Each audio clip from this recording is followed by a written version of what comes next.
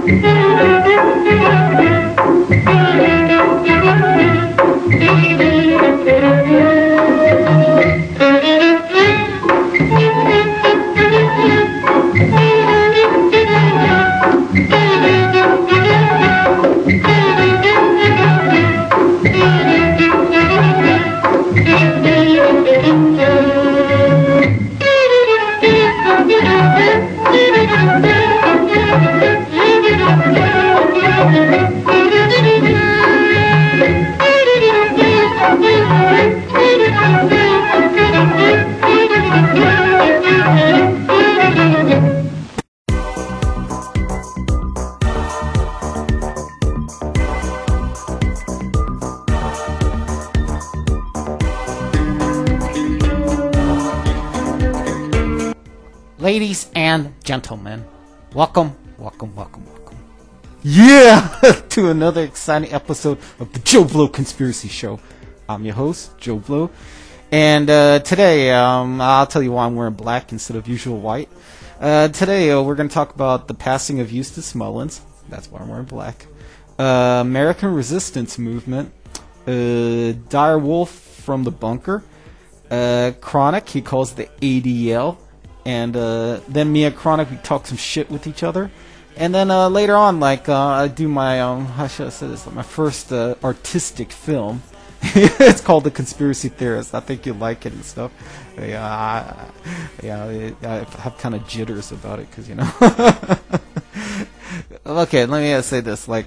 Eustace Mullins, man, this guy was he fucking began all the patriot. You could say because he was taught by Ezra Pound, you know, the poet who tried to stop World War II, but you know, the Jews threw him in jail. I mean, this guy was his direct student, and then Eustace Mullins, he created all these books that we learned about the Federal Reserve. We learned about by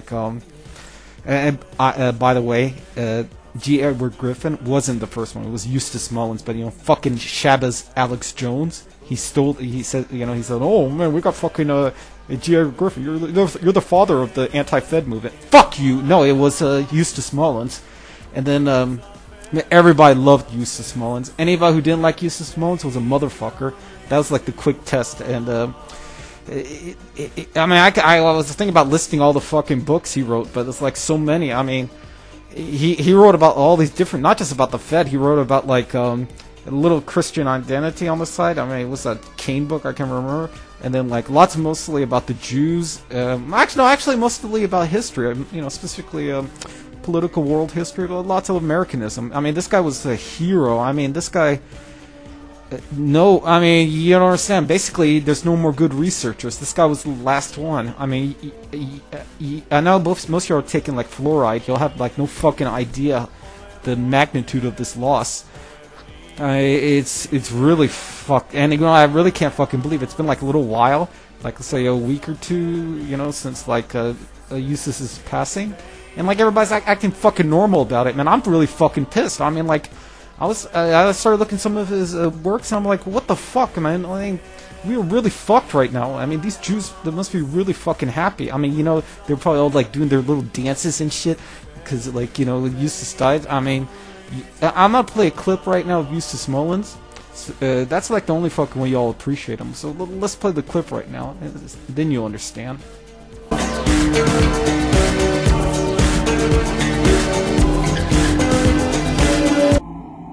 Israel actually plans to exterminate the entire Arab Muslim population of the world. And the Muslims know this. And this is why their jihadism and their excesses have some basis in reality. They're trying to survive because they know that Israel simply is interested only in genocide and exterminating all the Arab people, bringing them under complete domination. And the Israelis are always exterminationists. Are they creating a Christian-Muslim war? Yes, that's all deliberate. See, there is no Christian-Muslim war. Now, I have filed legal papers in this town here before, in a law case that I have going on, in which I state frankly that 1 billion Christians and 1 billion Muslims are now at a war to the death with each other, and the only victor will be the state of Israel, because Israel is getting rid of all of its rivals and all of its competitors at one fell swoop. It's a brilliant move, and it's also totally calculated and ruthless. Is the real enemy Israel? Yeah. Or Zionism, world Zionism. The state of Israel is nothing. It never has been anything. It's the tiniest state in the world, yet this is the most important state in the world. It's the most important state to the entire United States government because they put the interests of Israel before every other consideration, including the United States.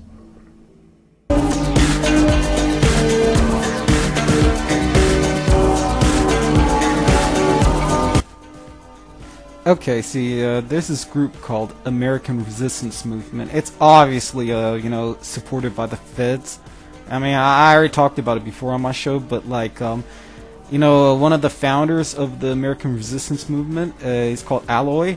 He is split off, and like the other guy who runs it now, who's like the big head honcho, is this Jew named Jim Stach, and like everybody fucking hates him, and like I mean, he's getting lots of fucking shit. I mean, people are getting like fucking arrested around him. I mean, it's obvious like it's supposed to be like some kind of militia, but y'all know how militias go. Like the Jews and federal government, ADL, SBLC, they just like go and snatch people, whoever joins it and shit.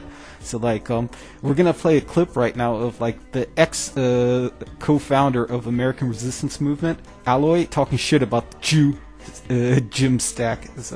You're gonna hear the words from the horse's mouth. You know this guy's dirty, man.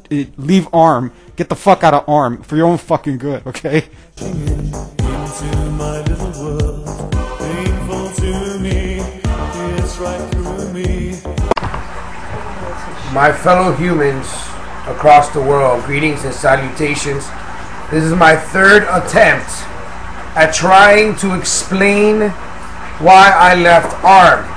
My computer keeps shutting down every time I explain this. What are you doing?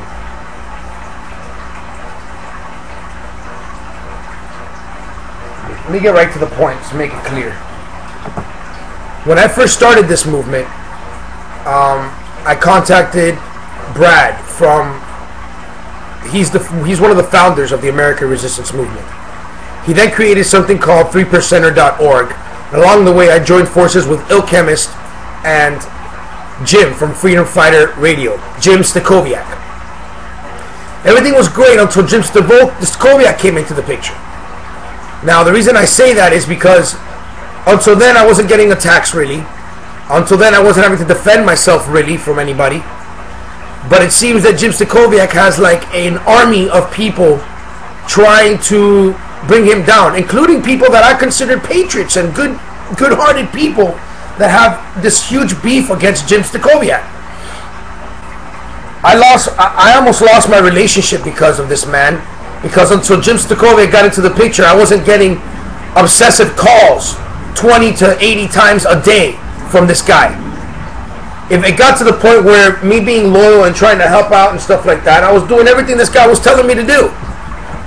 Make a video for me. He would send me video clips, and I would constantly be working all day long for his video, his account, his freedomfighterradio.net.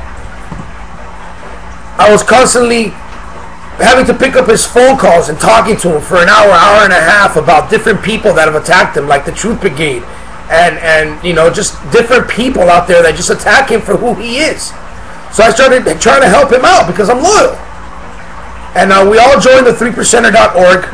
Founded by Brad, and of course Jim went on there and in no time short started getting into problems with a bunch of people on the forum, people that were stating their own opinions, seeing through his crap, and pretty much calling him out on it, and then